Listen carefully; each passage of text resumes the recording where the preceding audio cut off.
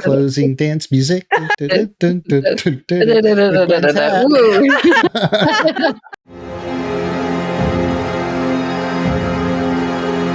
Welcome to Podheim, Jirok's Valheim podcast. Let's give him the business.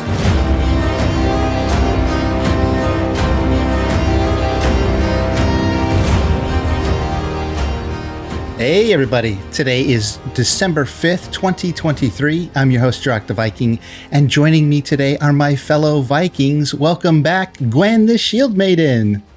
Hello! I always forgot to put the hat on. Hi. We need to buy you supersize hats so they can fit over your headphones. I know.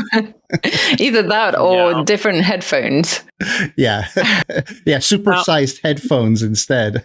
Oh, no. And joining us again is Viking Vaste, and he's going to do the no blink challenge with us today. How are you doing, Vaste? I need to get the camera soon.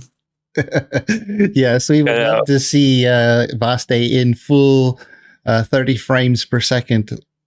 Oh yeah, and I have a new background now. That would be interesting. Oh yeah. Well, you know what? I should like just put stuff in your background here for fun. Oh, no. Yeah, a plant would look nice. Yeah, a plant, a little teddy bear, maybe a unicorn, stuffed animal, a fish tank. Yeah, everything. I can animate those and just have Put a mother plushie. I could animate Vaste's head every once in a while and just go, Just his eyebrows. Yeah. I'll have to try that. That might be fun. So how you doing, Vaste? What you been up to? It hasn't been that long for me from the last Podheim. I think it was 2 weeks ago. But something came up. And I decided to be the Dungeon Master for one shot. Ooh, wow. Dungeon Master. Yeah, I've been playing with a group, and the other day the DM say I would like to play as I have a player, and some of us were saying we should rotate, so give everyone the chance to try it, especially because everyone is new, even the DM. So it would be good for him to try to be a player and not the DM. Mm-hmm. Yeah, because didn't you literally played D&D for the first time 2 months ago? Yeah, literally. Wow. Straight into dungeon mastering. Well done. Well, it seems like I'm the one that knows the rules better, so it makes sense. Well, yeah, knowing the rules helps you tell your story, because then like when you're telling your story, how you can use the rules to affect the world, right? Mm-hmm. Yeah. Otherwise, and also you just have to ignore the rules or make them up as you go. Yeah, and we're facing a problem which 3 of the players don't speak English at all, and everything is in English. So they need a lot of help from the DM, and me knowing the rules and also having good English, it helps. I've been doing a lot of that work, even though I've been a player. I'm surprised you haven't been able to find translations for that stuff digitally online somewhere. Yeah. I mean, they're so popular, some of these games, I would imagine. Yeah, the problem is because all of them are fan-made translations, so they are not completely legal. Yeah, all right. To say, yeah. So it's a gray area which they are not that good. They are bad translation. They are not helping. So, but at least the rule books and the kind of official guidebooks and all of that. Surely there's translations, especially in Spanish, which is like the second most spoken language, I'm guessing, for the player base as well. Yeah, you will think so, but it's not that easy to get them, and there's at least there is no official way to get them too. Which was more of the problem. Because you are relying on a fan doing the translation and posting it so you can get it, and not always is the best translation, or it's not that easy to understand. Yeah. Especially because there are a lot of versions of Spanish, and once in specific scenes you change one word and there's a lot of misunderstanding. Yeah. Cool. Have you been playing Baldur's Gate 3 again?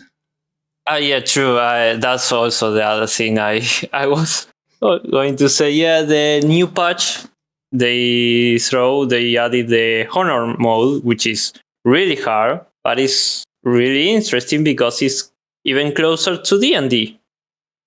You can reload, you can change the icon, you literally have one life. Oh yeah, that's right. So whatever happens.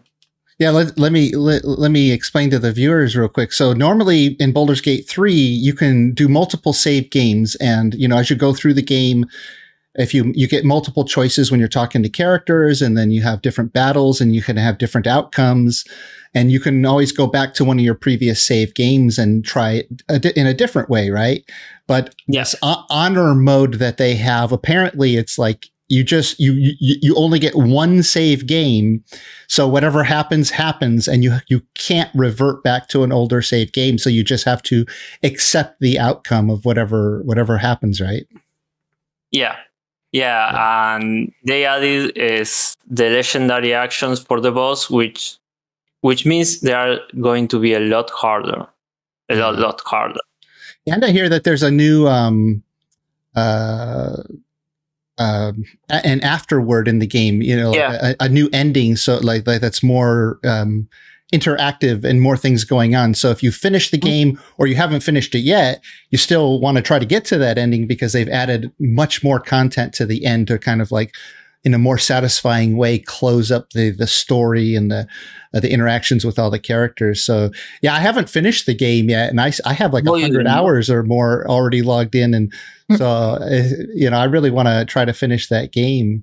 But before I do, I gotta just point out, Gwen, are you gonna pretend like you're a frozen still image too, just to keep that hat from falling off the whole time? Yes. I just noticed I cannot move my neck. Normally you're much more animated. You can take your hat off. You don't have to wear it the whole time. You can take your hat off. It's very funny. I just looked up and noticed Gwen's just standing there like this. Oh no! Fall off. It looks like the way all those hats sit on top of my head. It looks like a filter. They don't look real, do they? It looks like someone's really badly photoshopped. Yeah. Those things that move with you, like the fake sunglasses that move with your face or your hat. I'm just waiting for sparkles to come out. Your eyes are starting to sparkle and stuff. That's funny.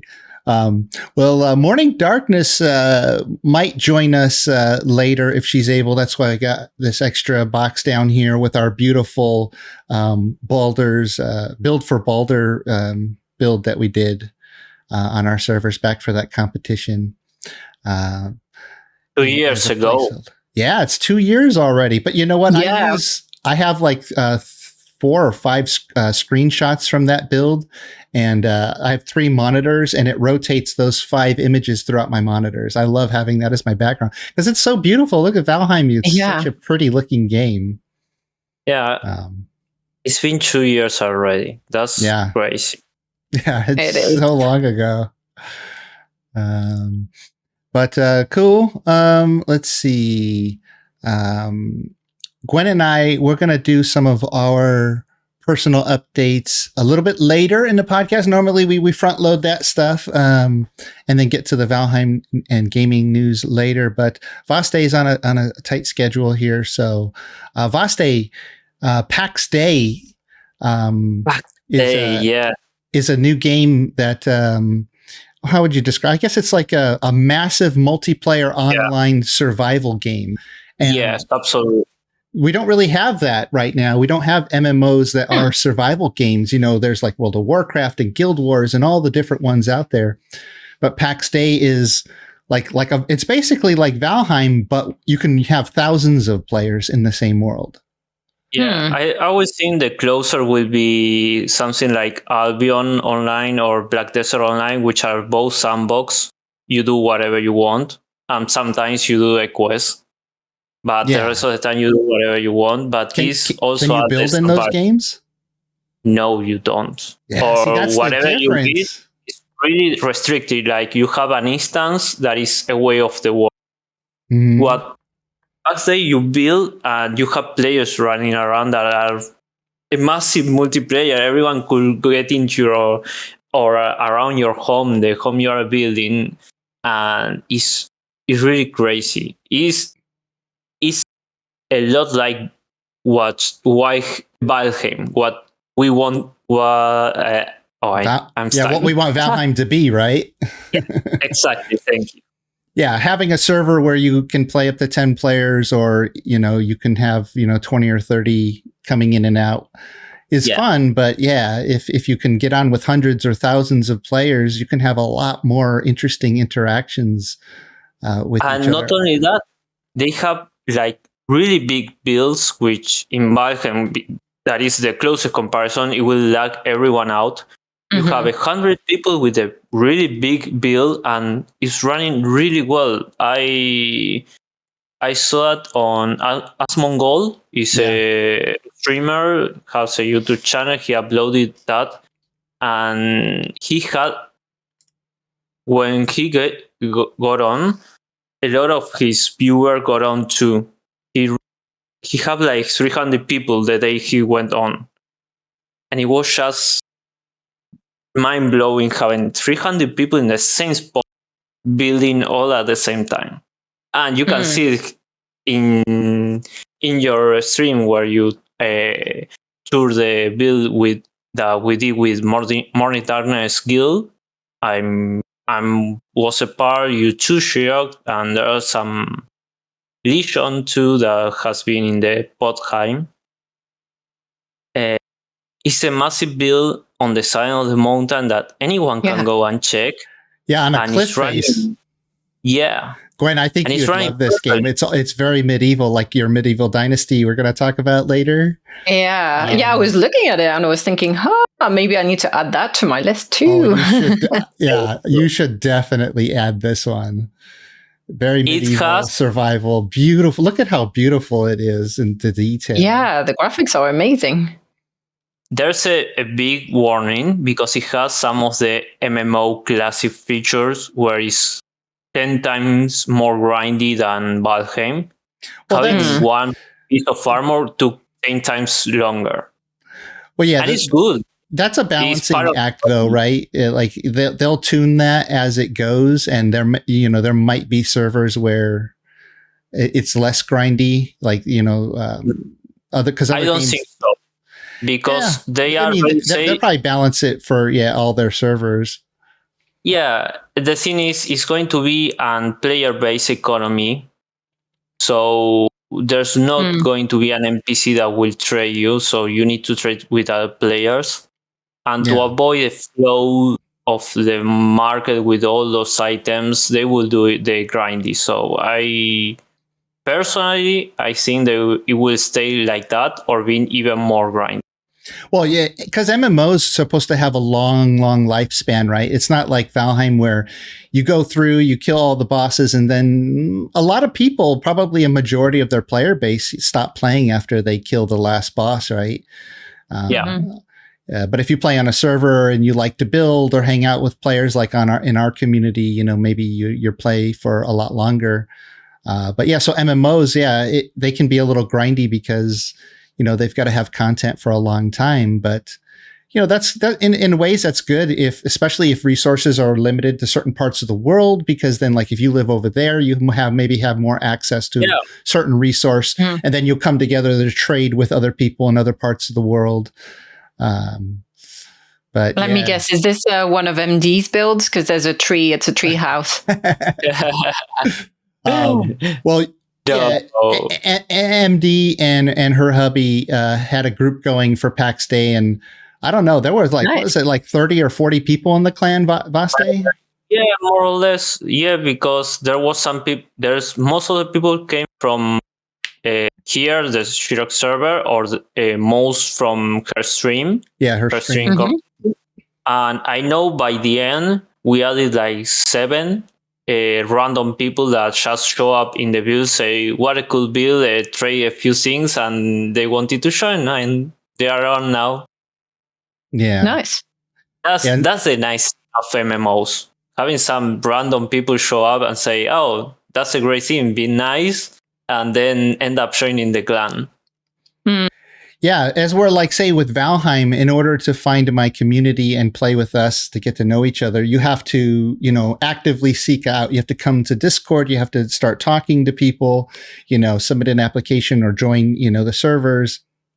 And then that's how you get to know each other.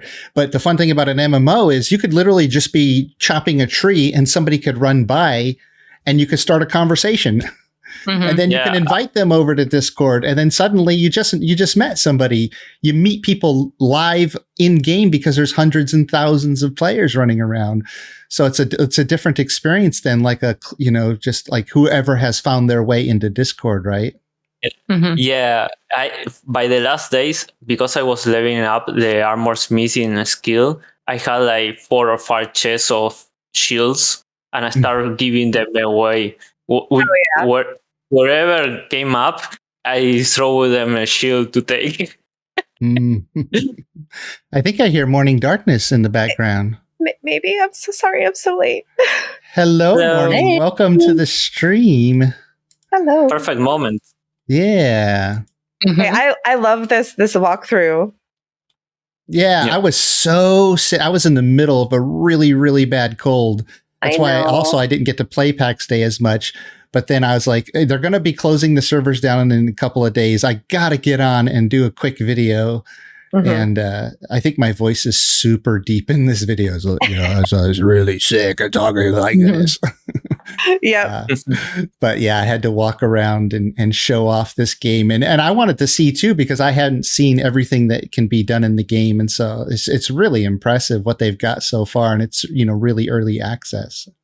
Yeah. What's the status of the game? This was the alpha testing that you were. No. Let me be very clear. This was the first of many alphas where they are only testing the building and exploration. The combat was a placeholder. Yeah. And not all of the build pieces were integrated.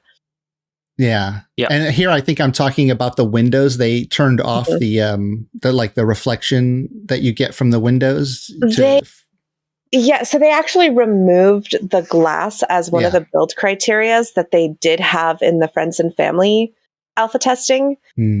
Because one of the complaints during the friends and family alpha testing was that making glass was such a pain that getting sand was a major limiter for building.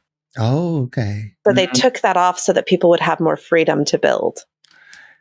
Yeah, that's nice. So you can still, kind of create that window look and see what the piece would look like without having to grind for sand or whatever it requires to make glass. Yeah, that's a good idea. What's really sad is that you took this video before Whoop You for Free could finish building the Pax Dei symbol into the front window of the church right there on the left. Yeah. So you said they are taking down the servers, so they're closing this phase of alpha testing? So it's actually closed and not deleted. This world is gone. There were so many things that they learned and so much testing that they did. The stress test was so incredibly successful that they learned so many things. They were testing to see how many people they could have on the server. And then they were testing a bunch of other things. And then they just started testing for critical failures. They started unplugging things, fully just anticipating failure. And they learned so many different things, and they got so much feedback. And the building was so broken when the alpha testing first started that basically the patch that's coming is so intensive that nothing will be backwards compatible. So all of this is gone. All of this is lost, except for what we were able to record. And I did a walk through the last hour of the server. Yeah. So I got everything in its final stages. I just haven't edited it yet. So what's the next steps then? Lots more alpha testing, and then do they have like a roadmap of when they will start opening for? Are they going to do an early access? Like, I know nothing of this game, by the way, and I'm probably speaking for a small portion of the audience that might also not have heard of it. So, do you guys mind if I kind of go for it? Take over. They'll give Drock a chance to maybe put you on camera here. I wasn't gonna. Yeah, let me get you in here. I have to change the screen real quick. Nudge, nudge. Of course. But yeah, so basically, what's going on is that they're going to be testing many different things. They're going to be testing the combat. They're going to be testing the different. Oh, geez, I'm so sorry. There she is. They're going to be testing the different points of interest that they have built into the world.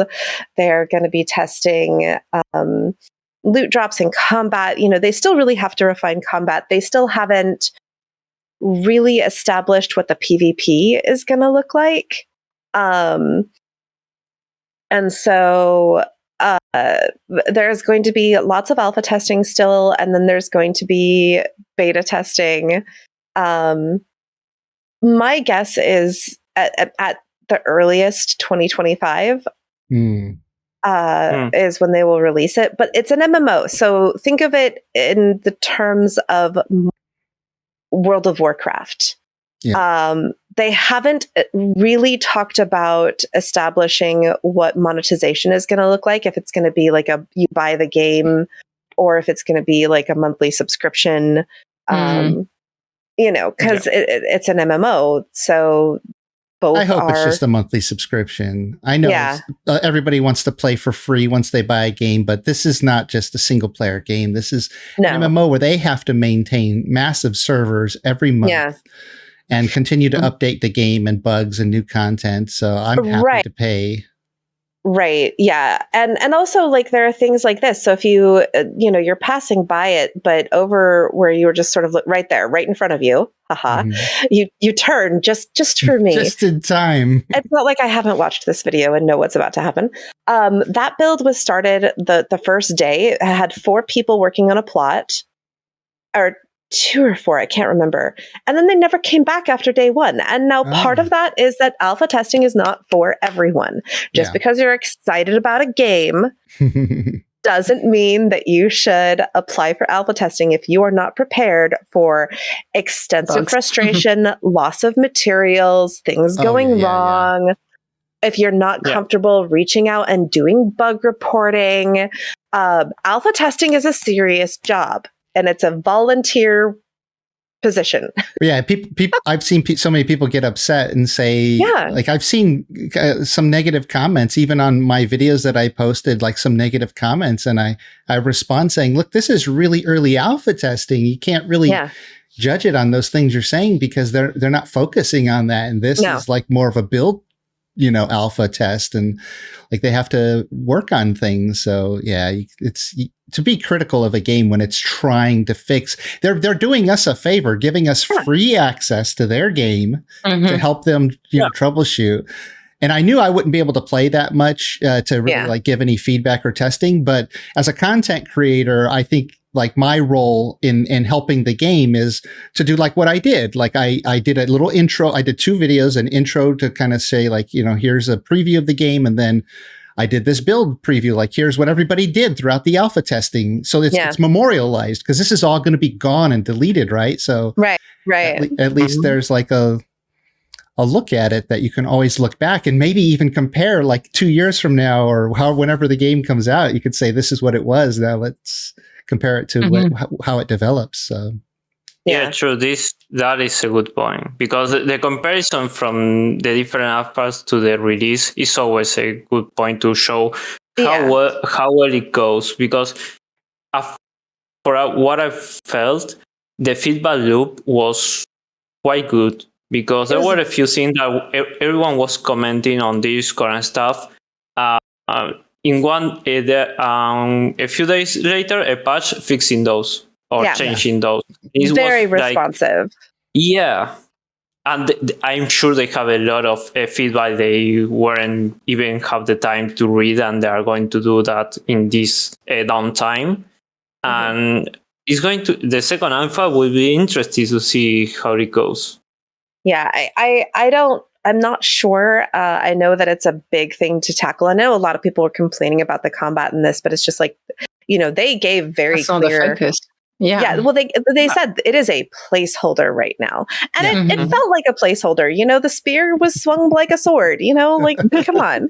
And you put the punch is so weird. Instead of doing something like this and a kick, it just does one action when you swing with your fist. It does like this over the top punch, like you're punching the ground. It looks so awkward. I was like, which might be the same animation as throwing stuff. Yeah. It's like throwing a dagger is also the punch. It cracked me up that you got a little bit lost in this build. And it's amazing. This build actually completely shifted from when you recorded it. It became the dormitory for the monks. Living it or taking care of the church afterward. But yeah, like the combat's a placeholder. I think they're going to be focusing on that next, and I'm not sure, but I have a feeling that the next alpha testing is going to be the PvP alpha testing, and it'll be interesting to see how they do that, because people have big opinions about PvP. Whether you love it, whether you hate it, whether you're looking for something like Rust where you can destroy people's builds, or you can raid their stuff and take their stuff, or if you want to be the kind of person where, no, you really don't like PvP and you want an option where you can opt in or not. That would be me. That I'm one of those people. It should always be optional, in my opinion. In my younger days, I loved PvP, and I would love raiding bases or getting my base raided and trying to defend it. Right. But I don't know. I guess as I've gotten older, or just a little more casual gamer now, I just like to do my thing and not be bothered, Right. Yeah. Just chill. Well, I hope they copy the Albion system, actually. What's that? Albion has a progression system like any RPG. You have the low tier, the higher tier, and the way they do it, the higher tier is on PvP enforced maps, and because it has a player economy, which they were saying they wanted to do. You can either choose, or you risk it and get into the PvP zones to get the better stuff, or you trade it. Right. Do a lot of low tier stuff for different things that can be sold for good, and trade the higher tiers and never get into the PvP zones. Yeah. Yeah. So I believe, once again, it's all sort of conjecture right now, because they haven't really come out with a solid stance on how it's going to go. But based on what I've read and what has been sort of implied, the areas where the Pax Dei has been laid, or the God's Peace, is where you can build freely, make a village, it's going to be a player-based economy. The devs that are designing this game are people who have come from EVE Online. And so, they're deeply inspired by games like Valheim, EVE Online, things like that. So as far as what I've read, it's going to be PvP that's been opted in on, and that there are going to be certain things in the PvP zones that you can't get elsewhere, but not stuff that is game critical, but it might be resource critical. Yeah. That's a good word. Yeah, and I don't know if you'll be able to build in the PvP zones or not. Here you could not. Not in the PvP zones, but like the places that were outside of that central valley that is protected. Yeah. I wanted to point out one feature that I'm showing off here in the game. When you examine something, it actually, the camera, normally your camera is locked on your character, but if you examine something, the camera locks onto that object, and you can zoom in and go around it, because the detail is so beautiful. And I just love that in games, because most games you're locked behind your character and you can't get close enough to really admire something. And I just noticed that feature when I was looking around here. I was like, oh, wow. And they've got lots of little things like that. So the naysayers who are bashing it for the things it's missing or not doing correctly right now, it's doing a lot of other amazing things that you don't have access to in other games, like a survival MMO that doesn't exist. You can't, you don't have building and all this stuff in an MMO anywhere. For an alpha test, this was incredibly polished. Yeah. I mean, and stable. I could have played this game as is forever. Yeah, that's funny. Well, it's nice too, because you say that because it's like it looks pretty, it's beautiful, it's got some fun building, and you get to do it with a bunch of people. Like, that's just awesome. And I will say the other exciting thing is we had probably a good 4 or 5 content creators come over and tour our build. Oh, cool. Like, people were really excited about what we built here. And it's not a castle. It's not a big mega build like a bunch of different people were able to do, but it is a sweet village on the cliff face that can be seen forever. That was the impressive thing when I logged in. Because when my first stream, I saw you guys had a couple of things at the top of the cliff, and I claimed a little area on the other side of the cliff. And that was it. There wasn't much to look at. And then when I logged in 2 weeks later, I was like, I turned around, looked up at that cliff, and I went, oh my goodness. It was amazing. And I mean, there were definitely more things that I wanted to do. I wanted to finish the facade on the cliff face to bring it down so that it looked like there were houses built into the cliff. There were a bunch of things that I didn't get to finish, but sounds like me. Never finish a build. Yeah. This build really reminded me of the Mountain Wolves builds in the mountains on my server, because they got a community together. In Valheim.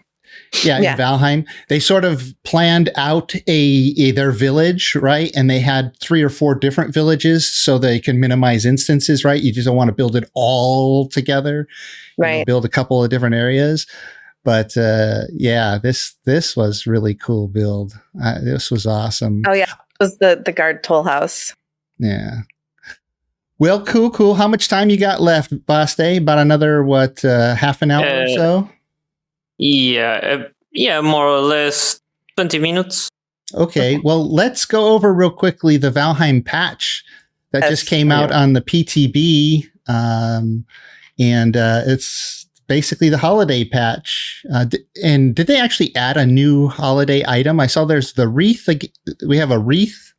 Yeah. There's there's the mistletoe, and there's that thing that the garland. The garland, yeah.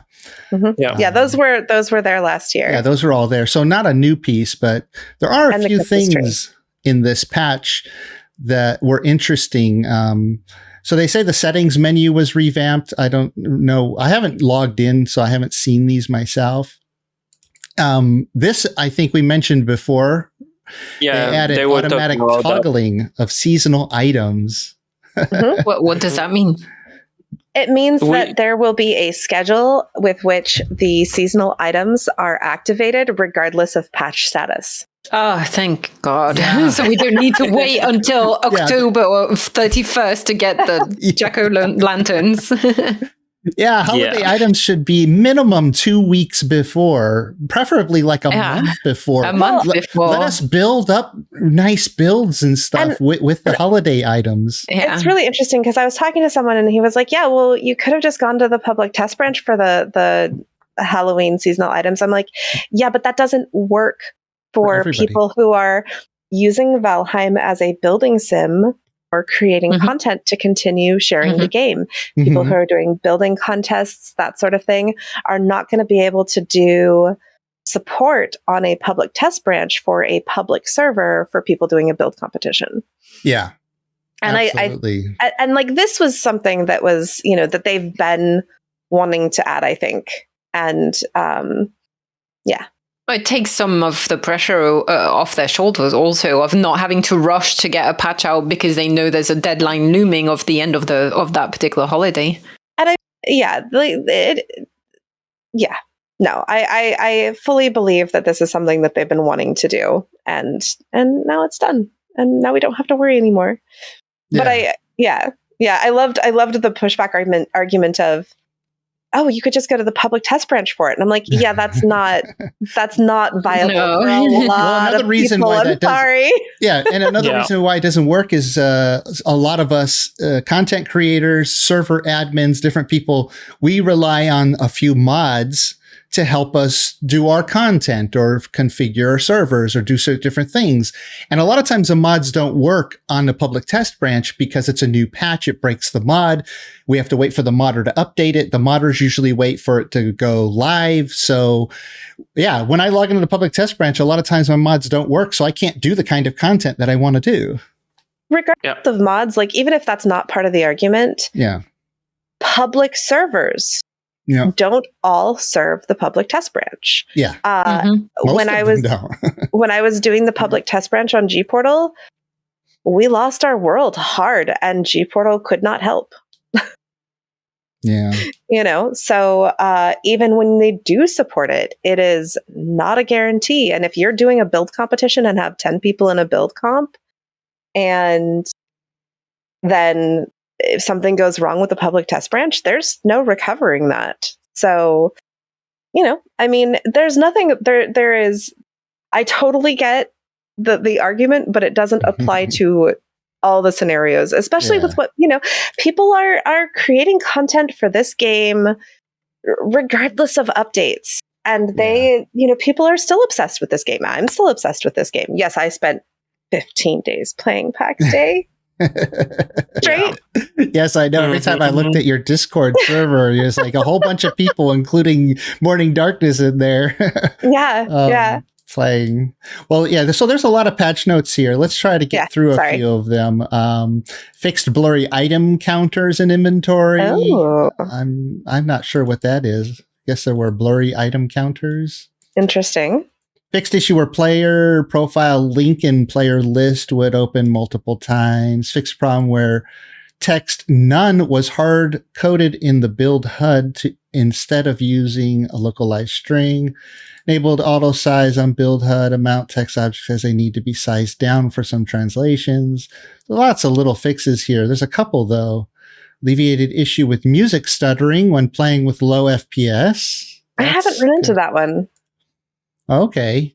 On your laptop, do you get any visual stuttering? Oh, yeah. Oh boy. I actually have, because I'm getting my chair, my husband built me a new computer, and I'm looking forward to having a real screen. But no, my laptop definitely gets stuttering. Yeah. Fixed issue with a skill value user interface text wouldn't update properly for bonus levels. That's good. Maybe if you had to restart the game for it to update. Added some stuff here. They have this note here saying added number pad support for the hotbar. I'm really interested to see. Exciting. Yeah, so you have your hotbar, which is your normal number keys. Do you also have some kind of hotbar that you can assign? Maybe it's not visually on screen, but you can maybe. Well, I would assume that if you have 1, 2, 3, 4, if you're using arrow, so not everyone uses WASD for movement. Some people use, especially if they're left-handed. Or the arrow keys, right? Yeah, a lot of people use the arrow keys, and then that gives them all of the items right there next to their arrow keys, which is brilliant. Yeah. Yeah, it's an accessibility thing, I guess, for left-handed people or people who use different types of keyboards, ergonomic ones, and different configurations for gaming. I wonder if it's got, because higher there was something about Xbox support support for Xbox keyboard and mouse. So I'm wondering if it was related to that as well. Yeah.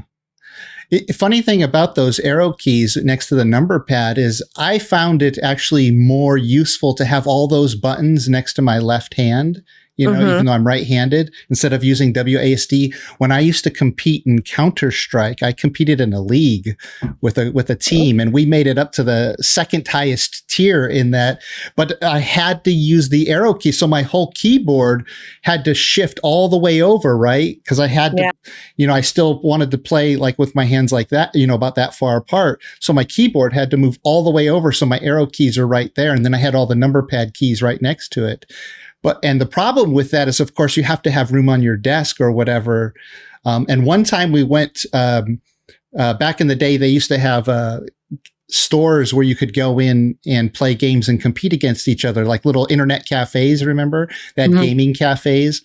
And I went there and they had little cubicles for us to compete in. And my keyboard was right up against the cubicle wall. So I had to play like this.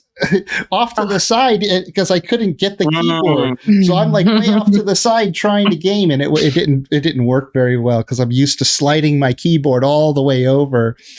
I wish I could get just a keyboard that just had, like, in this case, like WASD, and then just like a whole bunch of hotkeys around it, like, yeah.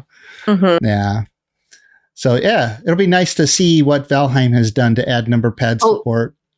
On that, you can get just numpads. Yeah, with a couple of keys around it. Yeah, exactly. So you could have an extra one like on the left next to your direction or movement. You say WASD, but for me it's QW. Wait, no, it's the same. Sorry. I'm thinking of different. I'm thinking of the French keyboard, not this one. You got some weird French keyboard over there. Oh yeah, because the UK and US one is QWERTY, right? Yeah, but French it's AZERTY. Oh, and a lot of European keyboards are actually it's different key. Like the key setup is different. Yeah. Yeah, there are a lot of different keyboard setups. And I remember looking in Windows once, like you could choose different keyboard setups. And I thought, oh, wow, I would never be able to navigate that because I've been typing for so long. I can type pretty quickly and never look at the keyboard. But okay, let's see what else we got. So fixed a bug where key hints wouldn't display correctly on non-QWERTY keyboard layouts. Oh, there you go. As we're speaking of it. Implemented a system to detect low disk space when saving. That sounds like something good. That could have actually resulted in a few people losing worlds or corrupt worlds, right? If you don't have enough room on your hard drive to save, you need some warning. Fixed an issue where admins couldn't kick players via the player list UI. No, that's not good. Tweaked boss spawning to prevent bosses from getting stuck. Oh, that's great. Apparently, this happens a lot with certain bosses. Yep, bone mass spawning on top of trees, the queen spawning outside of her cave. Running around in the world. Yeah, glued inside of the fingers, true. Yeah. Let's see what else. Fixed an issue where signs would be flashing with anti-aliasing on. Have you noticed that, Morning? Yes. I hate when things flash or flicker when they're not supposed to. Like when you put two carpets on top of each other where they overlay, it like flickers. Oh, it drives me nuts. It's awful. It is. Every time that happens, I'm like, oh my gosh, I'm so sorry for anyone who has like issues with this. Yeah. Let's see. There's so many builds in Valheim. You remember we used to do the build competitions? I would sometimes tour the builds before just to kind of get an idea of the layout. And I would walk around using my mods. I had a mod where I could raise and lower things by fractions of an amount, like a hundredth of a fraction. And so I had a hotkey where I would just look at a carpet on the ground or rug and hit my hotkey and it would move it a fraction of a meter. So you couldn't tell it actually moved, but it would stop flickering. Yeah. And I would just run around hitting that hotkey, stop flickering, because it's driving me nuts. Valid. Fixed a bug that could cause boats to take damage due to low frames per second. Yes. Thank you. Yeah, like really pretty much common. every time. Yeah, Wesley has seen it many times on stream. Every time I was sailing with a bunch of people from different continents, we would just especially on some servers. I think it might have been some seasonal servers with lots of mods or stuff like that. Whenever we were having FPS issues, you would literally lose a boat or the whole crew on the boat with it just in a matter of minutes. Mm-hmm. Yeah. Fixed a bug where D-pad input was unresponsive in menus on Steam Deck. So sorry, Vaste, that you had to deal with that on your Steam Deck, but it's fixed now. Yeah. Well, I want to do one comment because now I need to go. Came closer the time limit. Okay. With this patch, is certain that Ashlands won't make it this year. Yeah, won't make it. Yeah, it's out of the question. Yeah, because we have like 2 weeks before they start the holiday vacations, the Christmas holidays. Yeah. So yeah, that's out. Yeah, well, we're lucky just to get at least the holiday patch before they go on holiday. Yeah. And I will say that, yes, I had my hopes. Yes, it seemed like things were going well. And yeah, I was wrong. I was hopeful too. But once again, this really does go back to they're not doing this to a deadline. They're not trying to cash in on certain time frames or anything like that. They are just trying to make a quality game, a quality release. Yeah. And I mad respect that. Yes, it's disappointing, but they are taking the time to make sure that it's right. And there are so many games out right now that aren't doing that. Yeah. That I mad respect them for it. It is a bar above and beyond that they are doing. And I know it frustrates a lot of people. I know a lot of people are saying, Ashlands when? And, sometimes it's rhetorical, sometimes it's ironical, shall we say, but it is, I respect them. Yeah. No, that's right. If they took the time to make it right, that's great, because they have no rush, because they won't sell anything new with this. They doing it free for everyone that already has the game. It's free for those. So it just makes sense. Personally, I am a bit salty because I don't enjoy Mistland at all. For me, was a disappointment, the Mistlands, personally. You don't look very salty, Vaste. You're kind of happy about it. Sorry. Yeah, no, Mistlands has actually been kind of a sore spot for a lot of players. And I can understand why.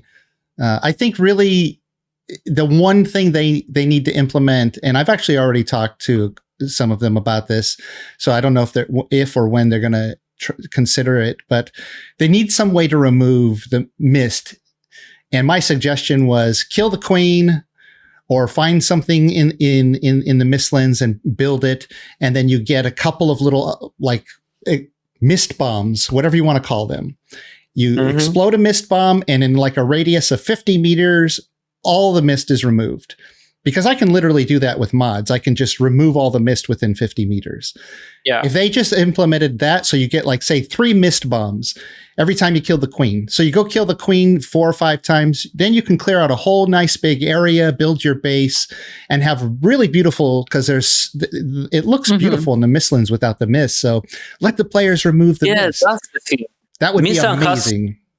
Has everything to be an awesome biome, but the mist just destroy it. And the new item, I don't remember, the Yaglut, the one you make after killing Yaglut to have the mist around you removed.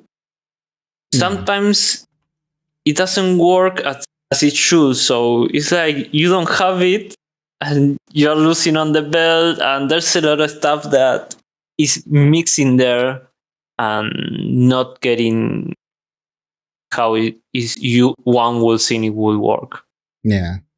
Well, cool, Vaste. Thank you for hopping in with us today, and we're gonna finish through the notes here, and we'll see you. If we don't see you in the next couple of weeks, have a happy holiday and a happy New Year. Yeah, happy holidays to everyone, and everyone don't get listening overheated. Yeah. Yeah, I will get. No, this summer, this right? year I will get flooded, not heated. Oh yeah, should let everybody know Vaste is in the southern hemisphere. So while we in the northern hemisphere have our winter, he is going through his summer. Mm-hmm. You're freezing. Yeah, He's sweating.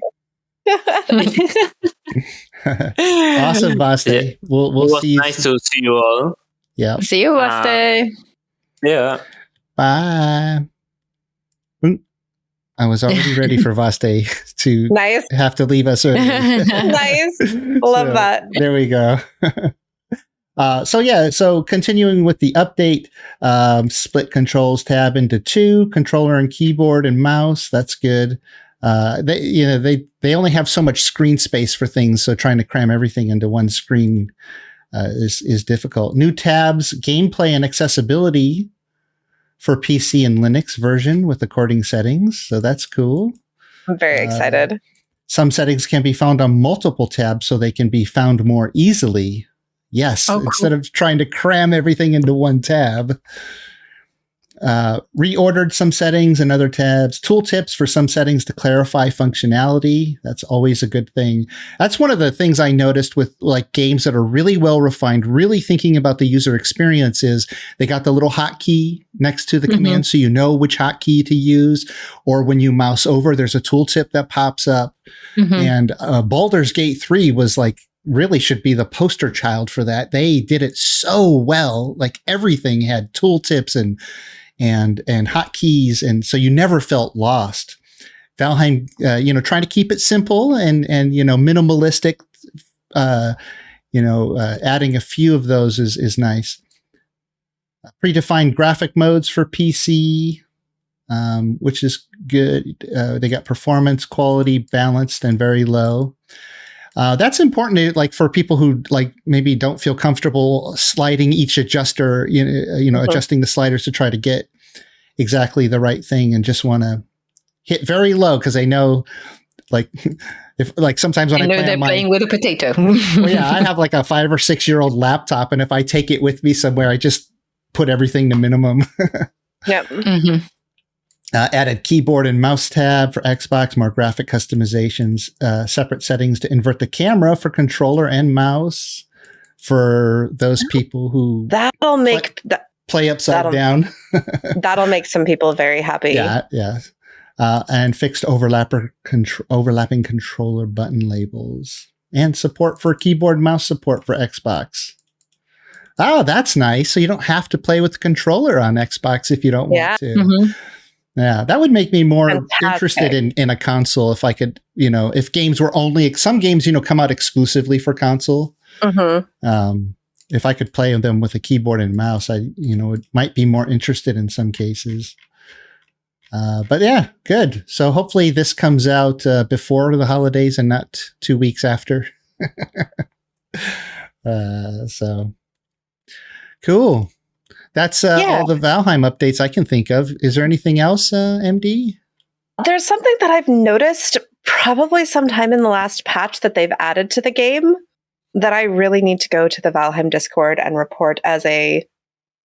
I get the intention behind this if it was on purpose. It doesn't work. What's that? That is where if you're building and you're trying to get a piece into a somewhat difficult spot, if your mouse ever so slightly moves off of the build area, the build piece disappears and the mouse scroll button becomes a zoom function. Oh yeah, that was something they added. You don't like it? No. Everyone I've talked to absolutely hates it. Yeah. I'm not trying to bash on them. Like, I get the intention behind it, but it does not work. and it is. Or at least be nice to have an option to toggle that on and off. That'd be great. That's what I'd it love really to needs. just always toggle it off. Yeah. No, because like I was trying to build with it last night, and I was just like, this is misery. This is awful. I need the piece to snap into that point, and then it disappears. And then I at first I couldn't quite figure out what was triggering it, and it was just no. It is the worst. And everyone who I've talked to who also builds thinks that it is the worst. That's interesting because there have been some mods over the years. I've been working with the modders so much where they introduce a function in the mod that does basically something very similar to what you're talking about. Like you're forced to have that functionality. And I tell them, please give me a checkbox so I can toggle it on or off because I don't like it. Or sometimes I need it, but in other times I don't. Like, please just give us the option. Don't force us to one. And that's a really new thing that was huge. I remember covering that in the update, and I went into the game and I did it myself. And I was like, well, this feels really weird. I could see where it would be useful in certain cases, but if you don't like that, you should really be able to toggle that off. I really don't like it. Yeah. No, like I was building last night and just Smiffy came in. I was like, Smiffy, why? I know you don't need to report it. I need to go to the Valheim Discord and do it. But why? Yeah, that's been in the game for like 2 months now, right? At least has it? I mean, a month or two at least. It's one of the big updates or the updates that they did recently. I guess. I mean, I've been doing building, but I haven't noticed it until last night, and I just. You just got in that right position where you needed to move your mouse into the spot and it just kept disappearing. And it happened to me like 5 or 6 times where I'm, just trying to do a thing and then I'd be zooming and I'm like, yeah. No. Cool. Well, let's quickly back up since we have MD here and we were trying to get through some content that Vaste could cover with us before he had to go. And before I started chattering. Your little fedora oversized hat, where does that come from? Is there anything interesting? Oh, it's backwards. I could see the seam. Yeah. I have absolutely no idea. It's one of those dress up items that just found itself into my dress up fancy dress box or cupboard now. And I don't know. I don't remember buying it. Although it's really cheap, so it looks like it's a costume thing. Might have been brought by a friend at a costume party and just stayed here. No idea. But it's a bit too big for me anyway. But not quite big enough to really slot in above my headphones. So I'll balance it here. Cool. Yeah, I have lots of hats, and I do have a few hats that have been left behind at parties or something, and nobody claims it. I'm like, okay, well, I'm just sure add it to the hat collection. Yeah, pretty much all my. I don't know how. I didn't think I bought that many fancy dress accessories and items. I just seem to be a magnet for them. They just all end up in my possession somehow. So. Yeah. What about your hat? Your cap? So my hat, it says Kahola Brewery, Lahaina, Maui, Hawaii. And if you look, it's kind of got like this stitched material. Oh yeah. I kind of like it because most hats there are just like the same type of material, so something a little different. And the reason I'm wearing this is because I met this. So we have a local casino, and I like to play poker for fun. I don't risk too much. I may win or lose a few $100 a month. No big deal, just for fun. But I've been going, and I met this really nice guy. He's probably about 40. He has a family, and he moved from Hawaii, or I think he lives on the stateside. Now, but he's from Hawaii originally, and he has a lot of family and friends in Maui, and a lot of them were in Lahaina, and Lahaina had those massive fires that ripped through, and he actually has friends and family who died in that fire. So I was getting to know him, Really nice guy. And so I thought in his honor, he wanted to wear my hat, since this is one of the hats. I might have worn this before. I don't remember. I just decided to wear it because the recent conversations I was having with him. And this is I've been to Hawaii 3 times, in a different island each time. And this was one of my favorites. And I wanted to show right here. This is the famous banyan tree. It's the biggest one, and it's right in the middle of Lahaina, one of the popular towns there, that completely burned down. The whole town just burned to the ground. Mm-hmm.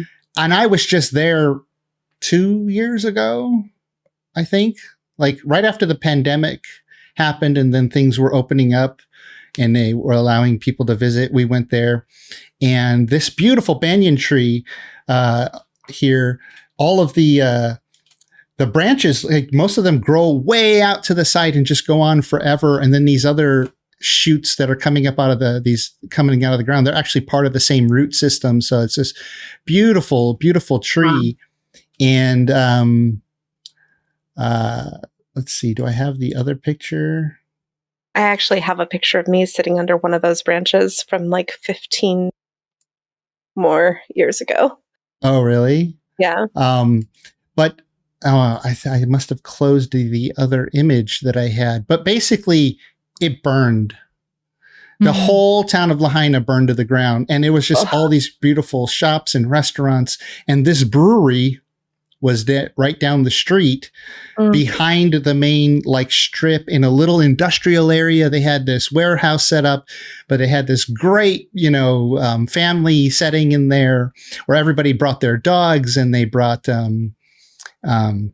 their family and their friends and their kids, and you could sit down inside the brewery and watch TV, play games, and enjoy a beer or a cider or whatever it is. And I don't know if it survived. I guess I should look that up. But most of the town around this banyan tree is just laid flat. And I'm like, when I was looking at images, I was like, I was walking along that strip and visited every shop and restaurant there, and it's all gone. Wow.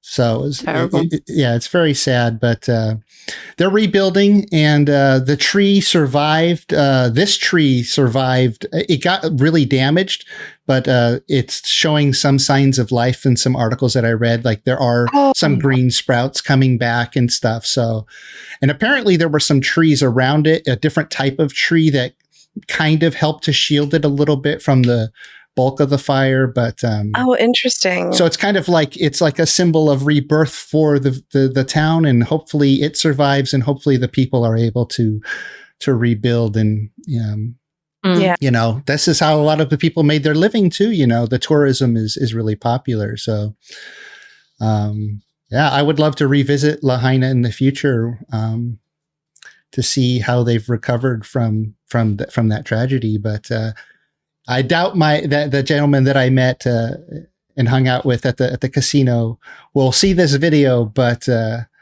my heart goes out to everyone who suffered any losses from that. So let's see what else we got. MD, you have a new computer coming? Yeah, actually. So I sent you pictures. Oh, I got to pull those pictures up. And I need an actual picture monitor. I need an actual computer and monitors to use on the chair that's coming. Mm-hmm. Did you order the chair already? Is it on its way? The chair hits U.S. shores this week. Wow, nice. Where is it produced? Where is China. It coming from? China. Oh, okay. Yeah. So it hits U.S. shores this week. So that's a husband was putting it together here, and then that's it turned on. Yeah, look at that. Very glowy. looks like mine a little bit with all it's very neat and very clean, almost empty in there. Yeah. Yeah, very very nice and clean. And then my husband got me a couple of new monitors so that we can mount them to the chair. I'm going to have a real screen. That is literally twice the size of my screen on my laptop. I was laptop screen's tiny. I was messing around with this last night, and I was like, I don't know what I'm going to be able to do with myself with a screen this big. I won't know where to look.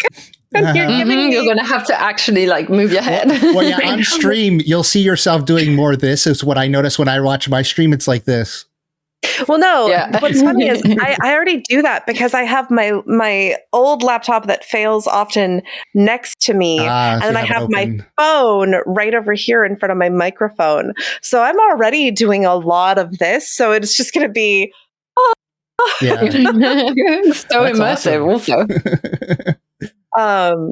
But yeah, so I'm so ecstatic, and I can't wait to see MD in her chair with all her monitors set up. Oh my gosh, you'll have to come over, dude. We're going to be doing a content creator unboxing and putting it together video. If you want to come join, wow, shoot me the dates. We'll see if it works out.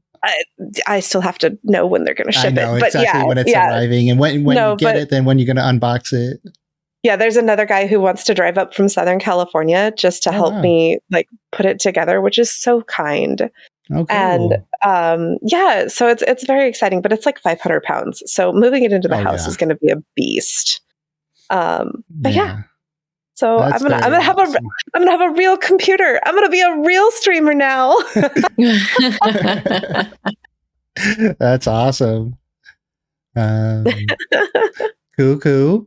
Let's see. I think we covered most of the other stuff on here. Oh, you streamed 15 days straight.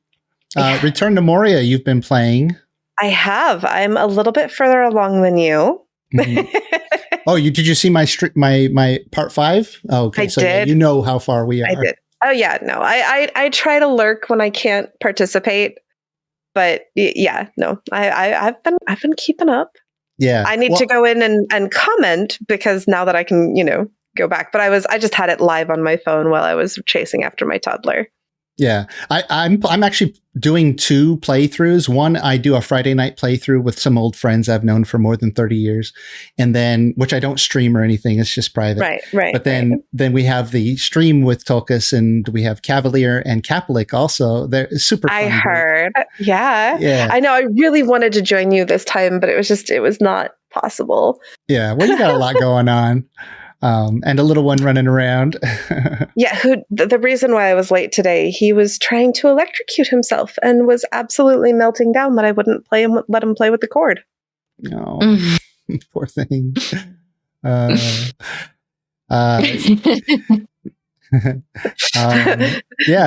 So, yeah, well, and what I was going to say too is with Return to Moria, it's funny because some of the people that I know have told me, like my friend who plays the other stream with me, we're not as far along as I am with the online stream. So he watches the videos, but only when up until the point where he's starting to see stuff that we haven't gotten to yet in our playthrough. So he's like, no spoilers. Yeah. Yeah. So. Yeah. We just got to the, okay. So there's 1, 2, 3, 4, 5.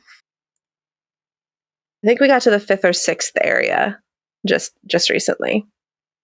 Oh, cool. Yeah. I'm not even sure how many like big areas there are. Do you know how many in total there are? I want to say there are 7 or 8. You can actually scroll through on the map teleporters, basically.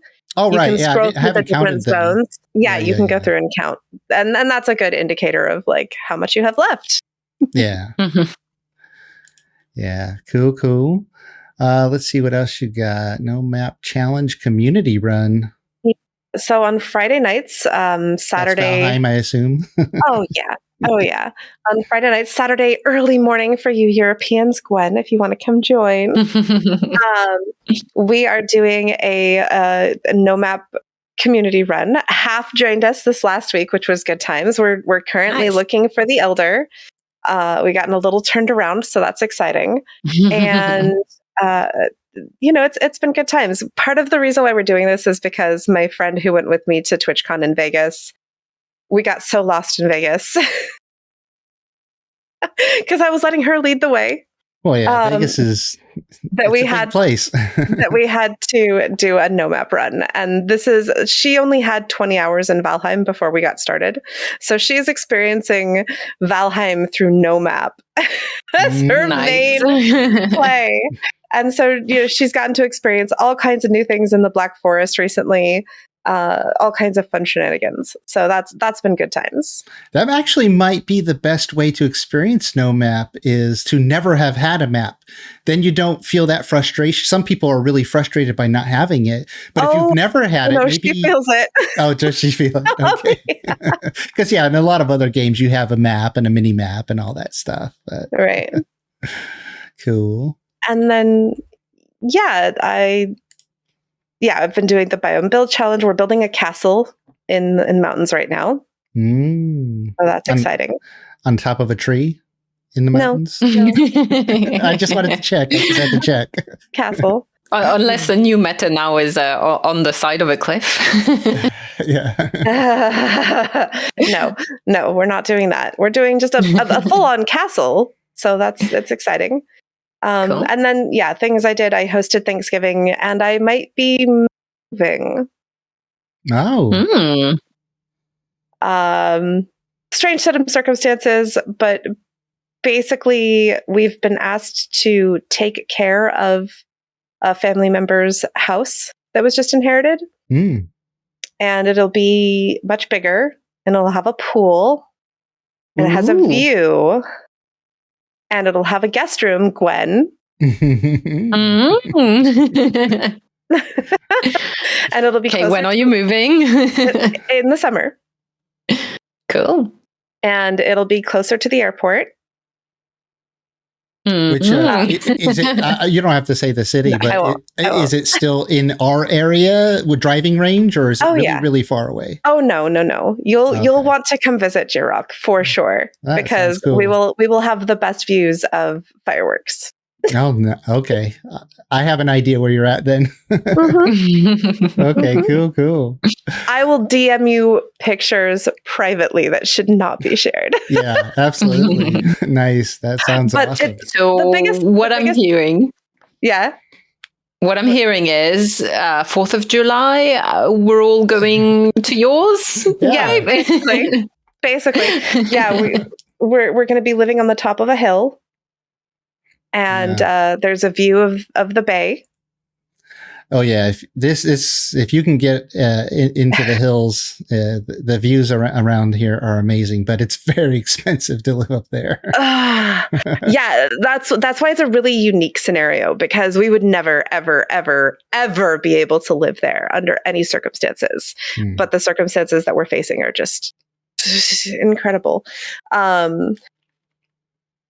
But the pool is the biggest thing, because for me, that's physical therapy. That's movement. That's, access. That is a quality of life upgrade for me, like nothing else. Awesome. And the kid's going to love it as well. Oh yeah. No. Didn't you say that he started swimming lessons recently? Last summer. Yeah, perfect. There you go. During the summer. Yeah. Awesome. Cool. Well, Gwen, we haven't seen you in almost 2 months on the podcast. Oh my gosh. Yes. What's been up with Gwen? A lot of life stuff. I will also be moving, hopefully next week. And I've been traveling a lot. I've been visiting family and friends. Lots of personal life updates, basically. So that kept me busy. I've kind of taken a bit of a break from not from gaming a bit, but mostly from streaming, just to take care of life stuff. And did some other fun things, like went to the reenactors market, the really big one we have in the UK that happens in November and March, where everyone goes and does their shopping for the next show season and buys way too many things. And I may or may not have bought a sword. Oh yeah? Does it look like this? Yes, it's amazing. So the funny thing is, I've always said getting into this hobby, which is reenactment. For those who don't know, I've started. So combat is how I got into reenactment, and I've always said, because everyone who gets into especially medieval combat, their main goal is they want to play with swords. They want to be, doing sword stuff. And I was always like, I don't know, like I've done fencing as a kid. I just want to have fun and be safe doing it. So it's never been my main goal. And in the type of reenactment I do and the kind of society that I'm part of, we have a sort of like tiering system where everyone starts off as a peasant. So you have to portray a peasant, which means peasants didn't have swords. They couldn't afford swords. So you would have just like long knives and axes and other things that were, commonly tools that also can work for warfare. So everyone starts off with that sort of, and a spear, that kind of thing, like pretty basic kit. And then only once you kind of graduate to a certain tier, you are able to start portraying more of a paid mercenary or soldier. So then it makes sense because you earn money by doing soldier things, by warfare. It makes sense to invest in better armor, better weapons, and things like that. So swords are kind of reserved to a certain kind of tier level. And recently also, again, I never rushed it. I was always like, I don't, the combat stuff is fun. I enjoy it, but it's not my main goal. I'm really enjoying the crafting and the living history side of things, which is what I really focused on this year. And I was always like, to tier up and to graduate, you have to do a bit of an assessment with someone who's a lot more experienced, who's a training officer, who will basically ask you a couple of questions and then see you fight with different weapons and in different situations to see if you're safe, if you're like doing a good job at the actual like reenactment side of things and all that stuff, but mostly focused on safety. So I never kind of wanted to rush to do that assessment because I was like, combat is fun. I'm happy doing what I'm doing. I'm happy being a bit of a peasant. It's fine. But I was thinking, it would be good though before next show season for me to do that, so that if I do reach that next tier, I do that before the show season starts. Next show season starts in like the spring of next year, so I had plenty of time. But I had an opportunity recently at a big like regional training to be assessed, and I kind of just completely, I was like so unprepared, but I was like, okay, I'll put my hat into the ring. We'll see what happens. Worst case, I get deferred for this time. I've got some more time to kind of practice more and so on. And to my surprise, I did pass under the condition that I now need to buy chainmail, because that's the next tier. I am now a mercenary, so I have to have some sort of like armor beyond the helmet and gambeson that I already own. So your girl's gonna have to wear mail now. Are you gonna make yours, or are you gonna purchase? Oh no, I've seen too many of my made friends. It like 20 years ago, and he took him years to make his. Yeah. I've seen too many of my friends just like struggle so much with it that I'm like, I will happily commission someone who can tailor my stuff. I think what I'll do is I'll buy off the shelf, because I haven't bought it yet. I need to figure that out, but I'll buy off the shelf and then just have it tailored to my size and so on. But yeah, so now I have to wear chainmail and stuff, which is the main reason why I haven't been rushing, because I was like, I don't want to, like, shows are always in the summer where it's already hot, and I don't want to be like having to wear all that armor and stuff. So mostly laziness. But yeah, now that I have tiered up, I do have to invest in those things. If it's not mandatory, obviously, but I've always also been kind of thinking, I'm not in a rush to get a sword and stuff. Like, I don't really care too much. And then I went to that reenactment market. This and sword then is someone awesome looking, put this sword in my hand. And then have it. Oh my gosh, it is unbelievably light and well balanced. I love this handle. I don't.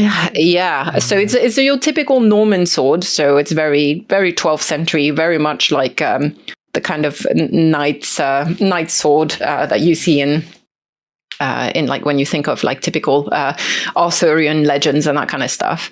And it's by a maker that's like getting a bit of a reputation now within reenactment circles, because I think he's from Germany and he travels twice a year to this reenactment market in the UK with all these swords that he's selling. His work is beautiful. His swords are all so well balanced and very, very nice.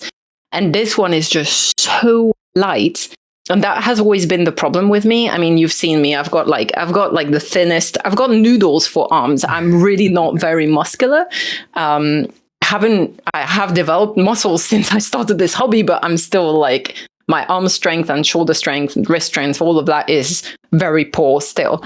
And my problem with swords and any weapons that are either very long or like very metal heavy or top heavy, things like axes and so on, I feel a bit uncomfortable with, because of just simply my arm strength is not good enough that I feel like I have enough control over. And that's my main thing. I don't want to hurt anyone doing this hobby. So I would rather, be safe than look cool.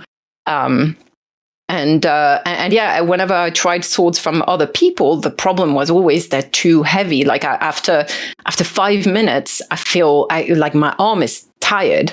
But this one, it's completely different thing. I mean, you if you zoom out, you'll see how thin the blade is, like how narrow. It's a needle. This sword is so thin. I mean, it's normal length for a sword. It's more that it's like it tapers so much. Yeah. In fact, it looks a lot like the long knife I have is the same. It's like a skinny thing. So now I'm committed to only having things that are long and skinny like me. Like even my shield I made it skinny. So now that's going to be me, the stick person with stick weapons. Is this your shield here? No, that's a group shield. Okay. No, my shield is like if you take maybe an inch or two off the sides, it's a much thinner and it's rounder at the top. I made a more kind of early period Bayeux tapestry era. Have we seen a picture of that before? I don't know. Usually I have it in the background, but it's also with the someone else who's like helping me add a backstrap to it, so I don't have it at the moment.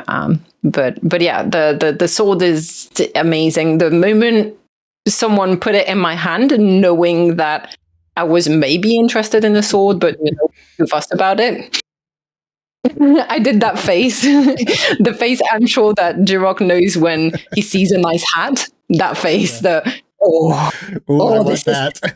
I need.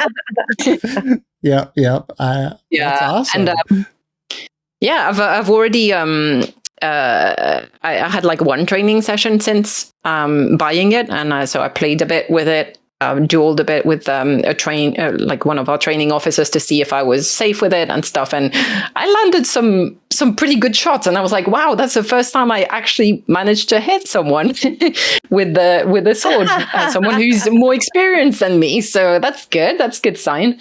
But yeah, essentially because it's so light, it's so quick. So yeah, I'm very excited. Nice. Cool. And you said that you're going to start streaming again, and as quickly as this Thursday. So by the time this podcast comes out on Friday, Gwen should have streamed the day before. So if you missed it, go check it out on her channel. Can you tell us about the game that you're going to be streaming? Yes.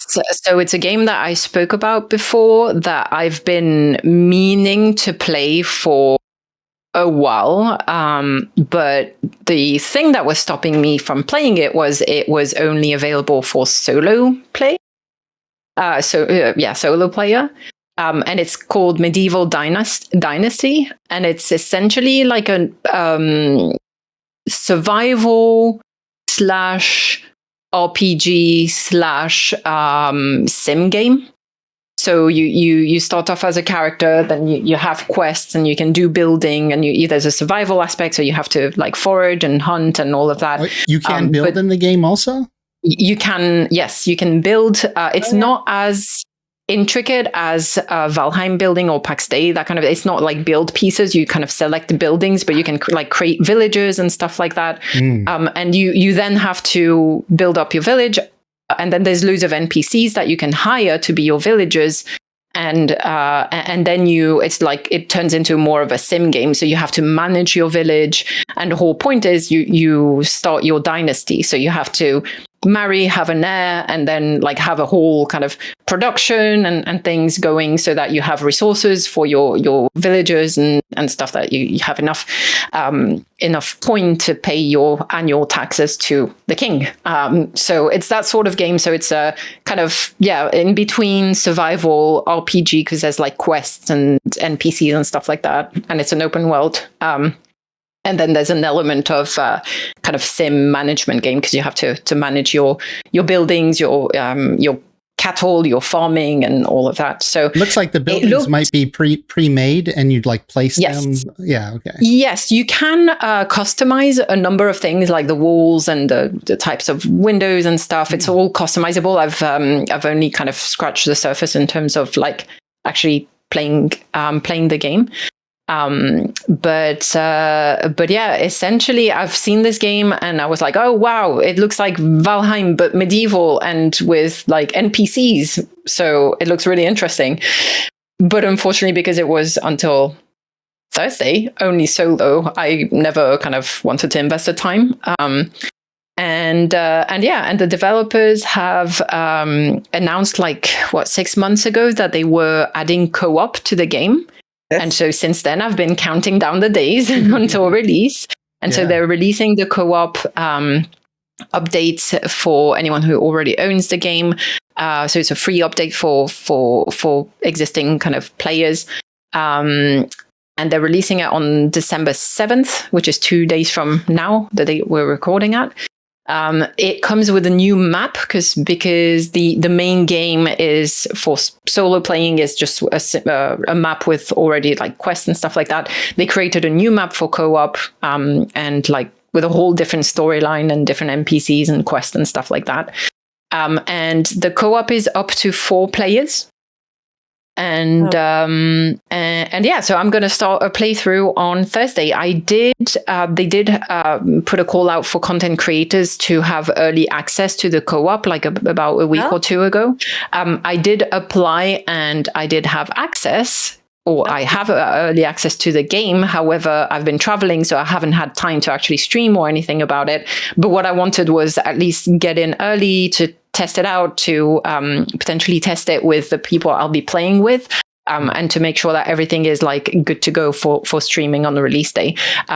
Shane Vast is not here anymore because he's one of the players that that wanted to join. I did put a call out on Jirok's Discord to ask if anyone was interested in playing this new total, co-op mod.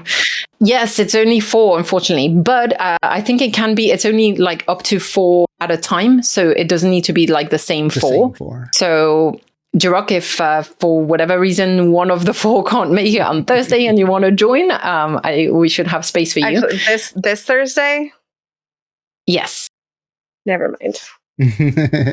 Yes, and it's at the usual kind of like 8 p.m. time, which is noon. I think for you guys. Yeah, I have a major medical thing to take my kid to. So, hey, well, keep an eye out on. I'll probably post on like one of the channels in Discord whenever. If someone of the group can't make it, then there's like spare space for someone to jump in, or if someone needs to leave early or that kind of thing. This Discord right here. Yeah, Discord.gg/Jirok the Viking. Join us. I'm really excited about it. I briefly logged in to check it out. Oh yeah, one of the things that they introduced, so they introduced a new map with the co-op.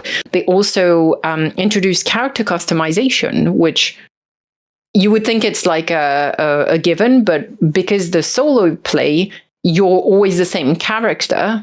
with the same name, there was never any character customization before. So that's like quite a big deal for the new players, which means that, when you play co-op, you get to pick your character's gender as well. So you can play as a female character, which will be interesting because one of the main premises of this game is you need to marry, or you need to find a wife, woo a wife, marry, and produce heirs. So as a female character, I wonder how that piece is going to work. Because, like usually it's the woman who carries the baby. So I don't know how they're going to deal with that as you're the character.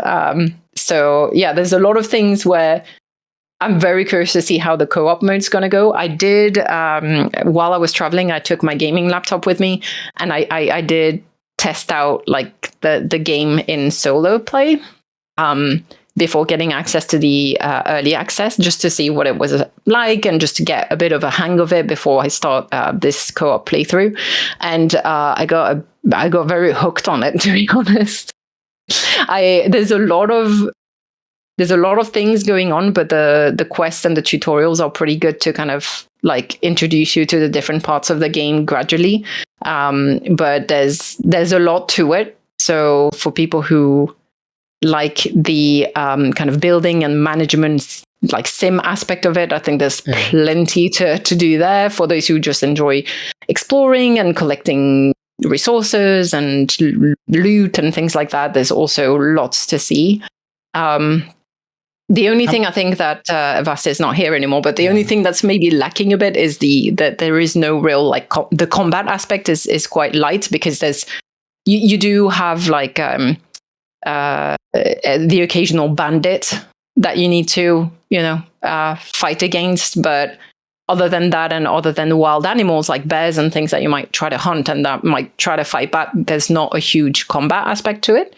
But that's fine with me because that's not my priority when gaming. So it will be fun to play co-op and to see how people slot into the different roles. I'm sure some people will be more inclined to go and explore and gather resources and things like that, while some might really enjoy the kind of planning out the village and the production line of farming and cattle and all that stuff. So it'll be it'll be fun to try out this game, and I hope you guys can enjoy it. It looks pretty cool too. Yeah, and it's on sale on Steam right now. I think it's like 25% off, and it was 33% off like earlier in the year, and I bought it like 6 months ago. So it's not a very expensive game, to be honest, and I think you can get pretty many hours of playing out of it. Like I've played a couple of days. I got really hooked on it for like 3-4 days in a row, and I feel like I've only scratched the surface. I've not progressed that far. And the game basically progresses through seasons. So each season lasts only 3 in-game days, but I think you can kind of extend that or shorten that in the settings. But it still goes pretty fast. So you go through a full year with all 4 seasons quite quickly, which means you really have to be quite smart about managing your resources, because obviously not everything you can obtain or farm or hunt every time of every season of the year. So it's got that element of it, which I wish we had in Valheim. I think we, in our big wish list of things that we want to see added to the game, I think seasons was one of the things that I remember discussing on Podheim, which would be quite nice just to have like a slightly change in the environment, but also maybe change to like some of the things that some of the resources you can gather and that kind of thing. Yeah, I think there's a mod for seasons in Valheim. And because I remember seeing in a stream recently that somebody put out where they were playing seasons in Valheim. But yeah, obviously mods is totally different, and it limits the number of people that can experience that. So maybe that's on the to-do list after their 1.0 release. Who knows, right? There's so many things you can do with Valheim once they get all their biomes done, but seasons would be high on the list. Make it even more immersive, right? Exactly. And how many hours? You said you've played it already, right? In single player? Yeah, let me check. 11 hours, so not all that. It seems a lot to me because I played it in like 2-3 days straight for a couple of hours every day. Yeah, and I'm not a massive gamer. Well, I don't game for many long hours other than Valheim. But I think like 5 or 6 hours of like really grinding through, the first hours of a game is enough to give you an impression of. You've done 11, so you must have a pretty good impression of what at least the beginning early stages of the game are. And if you're enjoying that, that's actually a good sign, right? Mm-hmm. Yeah, in the game progression with the seasons, I'm now in the winter season, so I'm almost up to the year mark in the game, and it's been pretty interesting to see like the first year. I think you get a bit of a pass. Things are a bit easier. You don't need to pay your taxes yet. You don't have bandits and stuff like that. So I think it's about to start getting harder. I think the first year is a bit almost like tutorial introduction to the game. But already there's lots of things where I was like, oh, I don't understand this component of the game. Like there's a whole technology and skill tree where I was like, oh, I need to actually watch some videos on YouTube and like learn about that because I feel like I'm really missing out on something. Exactly. I've been following a couple creator. If you find something that you feel like, how does this work? There's perfect content once you figure it out, right? Yeah.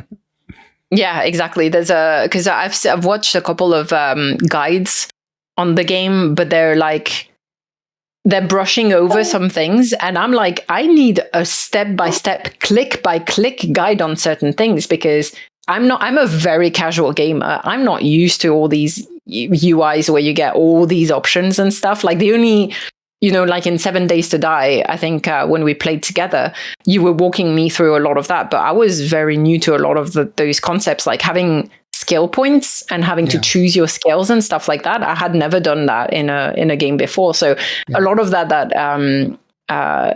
so things like that and having to unlock technologies and so on, there's quite a lot that for someone who's completely new to this genre, it can be a bit like overwhelming, and it would be helpful to have like a bit more of a detailed guide on, okay, what to pick and, what would be good for to start off. And I like games that have those kind of intricate systems that you kind of have to figure out how they work. It adds a layer of content for the game, really, right? Like of things for you to do and learn. And like, I think the learning stages in most games are usually the most fun. But once you figure them all out, you can obviously optimize what you're doing and share with friends and teach them how to do it and stuff like that, right? So. Yeah.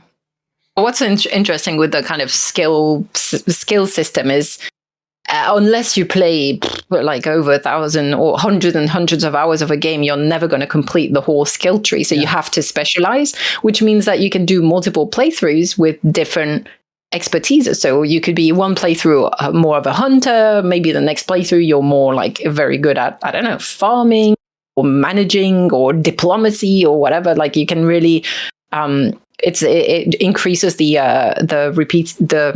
replayability of the game. And you can try different things. That's actually one of the things that makes multiplayer, if you play with 4 people, more fun, because then each of you have your own roles and you sort of rely on each other for the different skill sets, right? And in Valheim, there's a little bit less of that because basically every character can learn everything. But now you guys will rely on each other a little bit more. Yeah. Yeah, exactly. Cool. Well, I'm going to definitely have to take a look at that. What's been new in Jirok's world? Yeah. So much, including being sick for a full week and being miserable.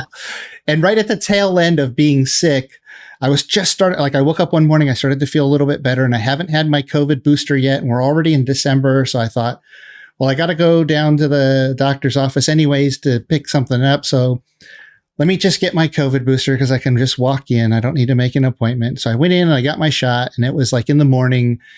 And, you know, I'm still a little sick. I'm not completely over my cold, you know, so I masked up when I went in there, of course.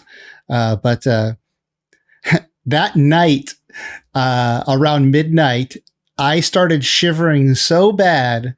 I had full sweats on, a hoodie, the hood on. I'm completely laying in bed with the covers on, the heater running in the room. It must have been, I don't know, 85 degrees. I don't know what that is in Celsius, but or more in the room.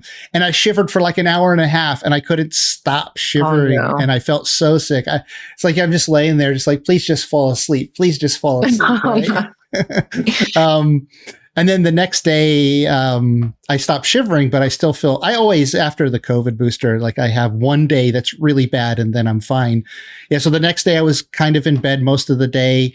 And then Friday came and I woke up and I felt like I was never sick. Like I never had the cold or the COVID. I was completely fine. It's just so weird. But the nice thing about being sick for a week was I just laid in bed, and I try to watch a TV show or something to try to distract me from being so sick, right? Like you feel miserable. So like I'm just going to lay here and watch anything. I don't have any too many responsibilities I need to take care of. You know, like I did log on to do the preview of Pax Dei, but so a friend recommended a show on HBO Max or whatever they call it now, Max, called Succession, which is like billionaire family. And I was like, I wasn't really interested in it, but everybody in the show is so messed up. It was super fascinating. So I basically watched all 4 seasons that one week while I was sick. Oh, wow. So it was a nice distraction, helped get me through that cold. So that was part of the last 2 weeks since we did the podcast last. Yeah. But then, so once a year, you know, so I have Gportal servers, obviously. And if you use my link, viking.com/Gportal, you save 10%.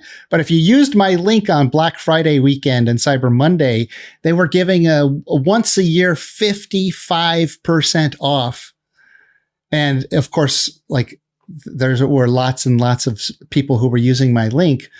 But so because they're my sponsor, they give me so much money per month into my account that I can then spend on servers for my community.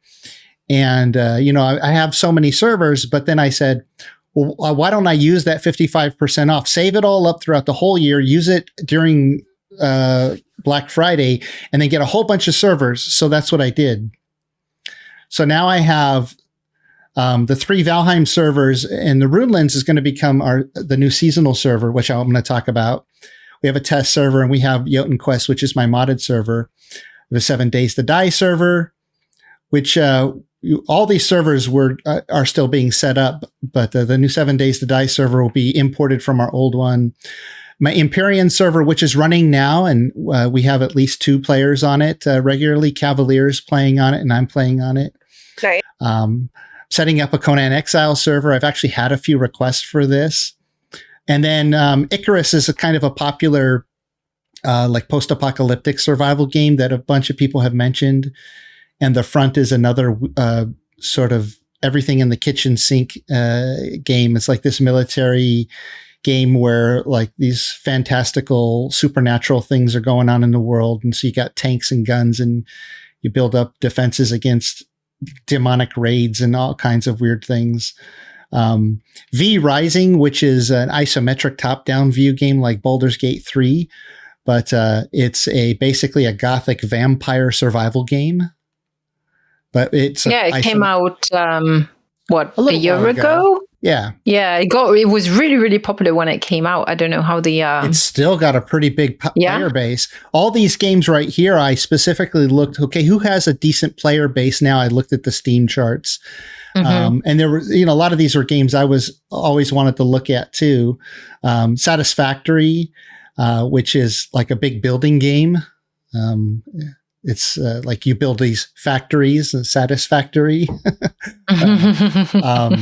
It's like high tech stuff. It always seemed cool in the videos I've watched. Have you ever played this, MD?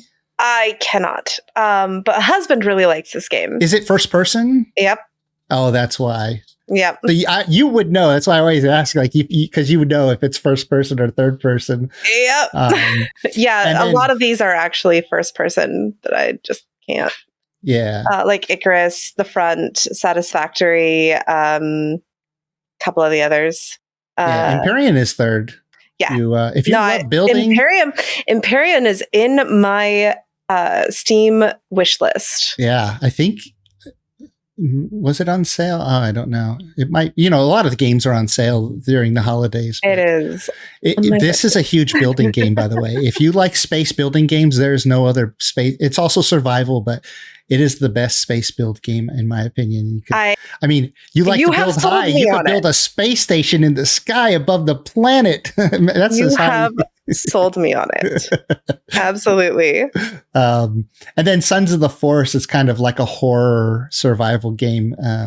I've wanted to check out for a while. So, and I can swap these games out because these are, they're just server spaces. I can put any game into one of these slots that I want. So stay tuned as each one is ready to launch. I will make announcements, but the Empyrean server is up now if anybody's interested. Let's see what else. Oh, yes. Okay. So my season 5 server. Okay. So I wanted to do season 5. I was going to wait till Ashlands came out. I was kind of hoping that it would come out, and I had already done a few things for it. So basically, I'm going to launch it now soon here because we don't have Ashlands. I don't even think we'll get Ashlands in January. I think we're probably looking at February, March, April. So I want to kind of inject some life into the Valheim community with a season 5 server. So I'm calling it the Pillars of Tyr. Now, Tyr is the god of war. Yeah. Okay. Because we had the Trials of Tyr. Yes, exactly. So, all right. No, I follow. I'm on it. Okay. And so I've already constructed several pillars in various, states of like decay and ruin. And each pillar, and you'll find them everywhere from the beginning of the game in the meadows on the starting island and everywhere in the world.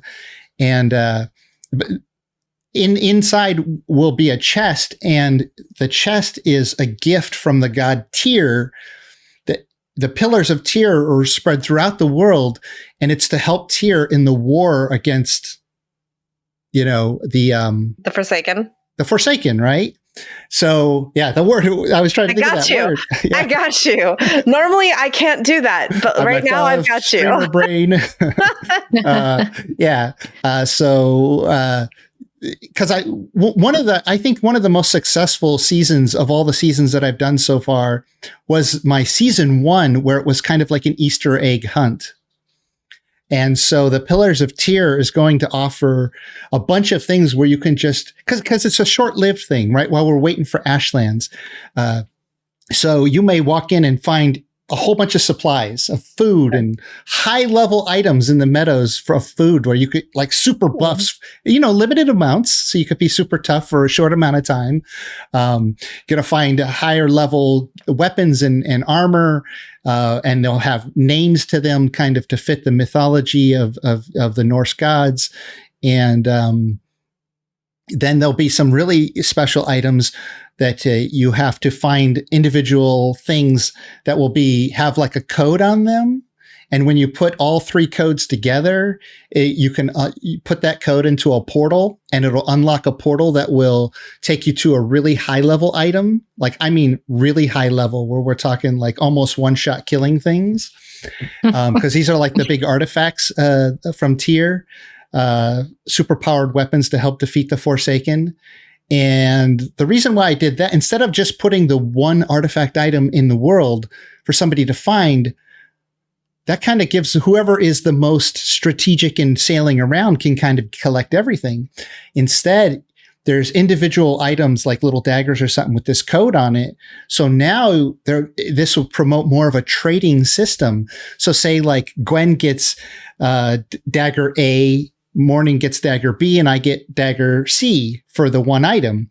Well, if I also have the the codes for other items, maybe we can do a swap and a trade, right? So it's not just I get all the items because I got out first before everybody. But if Morning, or say Gwen, because she has limited amount of time, if she only gets out and she finds 2 of these little daggers that have the code on them, she only has the 2, but she can now trade them to eventually maybe get all the daggers for one specific artifact. Right. So it prevents everybody from running around like in season 1. The artifact was you find it, you get it. So kind of promote a little more of a trading system. And they're going to be hardcore settings. So, and the exact settings I'm going to tweak. So I'm not exactly sure until launch date what interesting. Yeah. But it's going to be much harder settings. So, when you're out in the world, you have to be really careful. Yeah. But it's going to launch on Thursday, December 14th. So from the day this podcast comes out this Friday, it's, what is that? Just about a week. Okay. The podcast comes out on the 8th. So it'll come out on the 14th. Nice. So what you're telling me is that even though Mistlands isn't going to drop for Christmas, Ashlands. You mean Ashlands? Ashlands. Yes, I do mean Ashlands. Ashlands isn't going to drop for Christmas. You are still going to drop some exciting new content that people can dump all of their time into over the holiday break. Yes, that's exactly what I want to do. Like I already had the server ready. Yes. Let's go. I just excited. was waiting to add it to the Ashlands. I don't get any time off. But I'm excited for it. Yeah. And it's going to be, I'm going to run a server for it. So if you want to come play with us, you can, but I'll also make it available to all my supporters on YouTube and Patreon. And if you can't, so you can download and play in your single player world or even run a little server for you and your friends. But if you can't afford it, let me know, shoot me an email, shoot me a message on Discord, and I'll hook you up. I don't want financial reasons, to be the reason why you can't enjoy it and have fun with it. So yeah, just hit me up and I'll get it to you. Otherwise, supporters, easy, just jump on support. And if you're already supporting, thank you so much. And you'll have access to it on my servers and for download. So, and I'm really excited because I've been planning this for like the last couple of months and trying to figure out when to, like, I can't venture too far into the Ashlands in the world that I was working on because I didn't want to reveal it, then have to reboot everything, because of the, when the Ashlands comes out, if you've already visited it, then that's how it is, I don't want those areas to be blank. So. Right. Cool. Yep. So that's everything that's going on. Make sure you guys visit Morning Darkness with 5s instead of S's. I love saying that. Actually, you don't even have to type 5s. If you type Morning Darkness, it just goes. Does it? Over there on Twitch. Yeah, if you just type Morning Darkness. Good. You can find you. It's so funny. It's so funny how many people I get, like if I raid them or something and they're like, "Oh, hi, Morning Darkney." Dockney 55. Dockney 55. And I'm just like, and it's so sad because there's no one anywhere that has Morning Darkness without the 5s. Yeah. But when I tried to sign up for that username, I couldn't. Oh, maybe somebody reserved it. Yeah. Or maybe it was a user but got deactivated, but the username is still like tagged in there. Locked in the database. Well. So yeah, visit her on Twitch if you haven't, and of course Gwen the Shield Maiden on YouTube, and especially yesterday when this podcast comes out, she should have a stream up, and I may or may not have been on it. I don't know, or Vaste, or I don't know who else is going to be on there, but check that out, and yeah. Oh, come to if you wanted to sign up for my servers, you can just go to my website, JeracTheViking.com. Just a quick little application you can fill out, and then you can come and play on my servers.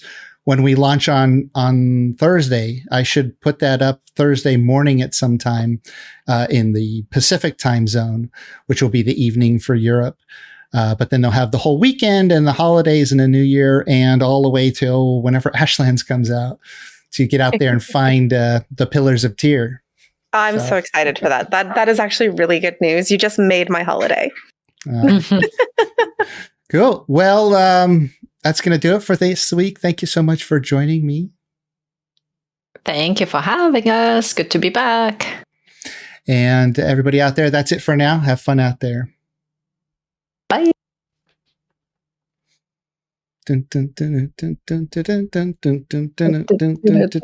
Closing dance music. Woo.